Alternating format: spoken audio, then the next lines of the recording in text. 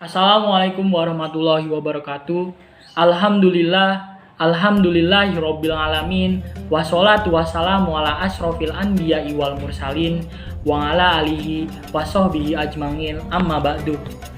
Pertama-tama marilah kita panjatkan puja-puji syukur atas kehadirat Allah Subhanahu wa taala yang telah memberikan rahmat, hidayah serta inayahnya sehingga kita dapat bertemu dalam keadaan sehat kali ini. Sholawat serta salam, mari kita junjungkan kepada Nabi Agung Muhammad Sallallahu Alaihi Wasallam yang kita nantikan syafaatnya di yaumul akhir nanti. Amin amin ya robbal alamin.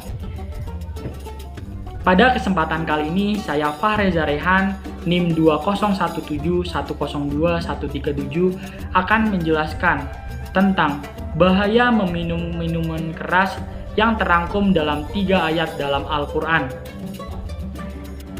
Mengkonsumsi khamr atau minuman keras bagi umat Islam adalah hukumnya tak bisa ditoleransi.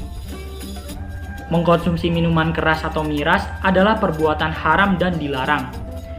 Tidak hanya karena ketaatan kepada Allah Subhanahu wa taala dan Rasulullah Shallallahu alaihi wasallam, konsumsi miras juga diketahui luas akan merusak kesehatan dan menjadi dalang berbagai kasus kriminal yang kita perbuat. Allah Subhanahu wa taala sendiri telah menjelaskan dampak dan hukum dari konsumsi miras dalam Al-Qur'an. Penjelasan dan bahaya miras tertulis dalam Al-Qur'an yang terdapat di sejumlah surat Al-Qur'an, yaitu sebagai berikut. Yang pertama adalah perbuatan setan. Dalam Quran surat Al-Maidah ayat 90 yang memiliki arti, "Hai orang-orang yang beriman, sesungguhnya meminum khamr, berjudi, berkorban untuk berhala, mengundi nasib dengan panah adalah termasuk perbuatan syaitan. Maka jauhilah perbuatan-perbuatan itu agar kamu mendapat keberuntungan." Dalam tafsir Al-Mukhtasar melalui ayat ini ditafsirkan bahwa semua perbuatan yang disebutkan di atas adalah perbuatan dosa yang dianjurkan oleh setan. Sehingga Allah Subhanahu wa taala memerintahkan manusia untuk menjauhi perbuatan-perbuatan tersebut termasuk khamr agar memperoleh kehidupan yang mulia di dunia dan meraih kenikmatan surga di akhirat. Yang kedua adalah larangan sholat saat mabuk. Dalam Quran surat An-Nisa ayat 43 yang memiliki arti, "Hai orang-orang yang beriman, janganlah kamu sholat sedang kamu dalam keadaan mabuk, sehingga kamu mengerti apa yang kamu ucapkan. Jangan pula dihampiri masjid, sedangkan kamu dalam keadaan junub, terkecuali sekedar berlalu saja hingga kamu mandi." Menurut tafsir Al-Madinah Al-Munawwarah dari Markas Ta'zim Al-Quran menjelaskan, setelah Allah Subhanahu wa taala memerintahkan untuk beribadah kepadanya dengan penuh rasa ikhlas, maka kemudian Allah memerintahkan menjalankan sholat dengan penuh keikhlasan karena sholat merupakan sebaik-baiknya ibadah. Oleh karena itu, Allah melarang hamba-hambanya yang beriman untuk melakukan sholat ketika dalam keadaan mabuk sampai dia sadar kembali sehingga mengetahui apa yang akan dia baca dan dia lakukan dalam sholatnya. Hal ini karena seorang yang dalam keadaan mabuk tidak akan dapat menghadirkan rasa khusyuk, tidak akan dapat merasakan kehadiran Allah ketika membaca Al-Quran, zikir, dan doa dalam sholat. Larangan ini mencakup larangan mendekati tempat-tempat sholat seperti masjid, sehingga orang yang mabuk harus dilarang untuk memasuki masjid. Larangan ini juga mencakup larangan mendekati sholat itu sendiri, sehingga orang-orang yang mabuk dilarang untuk melakukan sholat dan melakukan ibadah yang lain, sebab akalnya tidak dapat memahami dengan baik apa yang dia ucapkan. Hukum ini berlaku sebelum turunnya ayat yang mengharamkan khamr. Yang ketiga adalah dosa besar.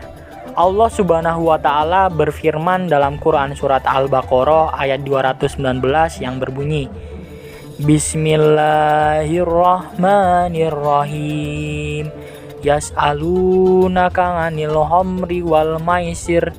Qul fihima ismu kabiru wa manafi'u linnasi wa ismuhuma akbaru min nafnihima wa yas'alunaka mada yunfikuna qulil ngafwa kadzalika yubassinullahu lakumul ayati la'allakum tatafakkarun. Shadaqallahul adzim. Yang artinya, mereka bertanya kepadamu tentang khamar dan judi. Katakanlah, pada keduanya terdapat dosa yang besar dan beberapa manfaat bagi manusia. Tetapi dosa keduanya lebih besar dari manfaatnya. Dan mereka bertanya kepadamu, apa yang mereka nafkahkan? Katakanlah, yang lebih dari keperluan. Demikianlah Allah menerangkan ayat-ayatnya kepadamu supaya kamu berpikir. Tafsir Al-Wajiz dari Syekh Prof.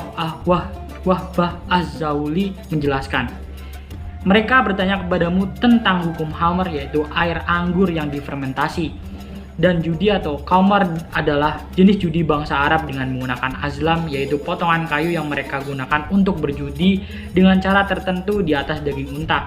Maka katakanlah kepada mereka, wahai Nabi, mempraktikkan kedua hal itu adalah suatu dosa besar dan merupakan suatu kerusakan yang agung karena bisa menghilangkan akal sehat dan harta.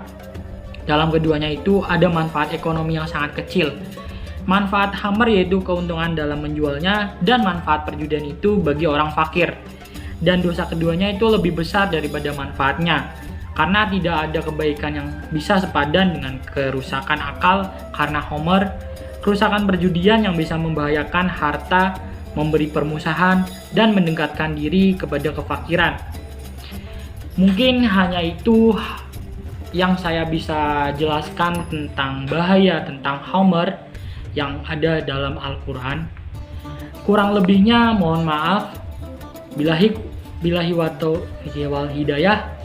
Wassalamualaikum warahmatullahi wabarakatuh. Terima kasih teman-teman.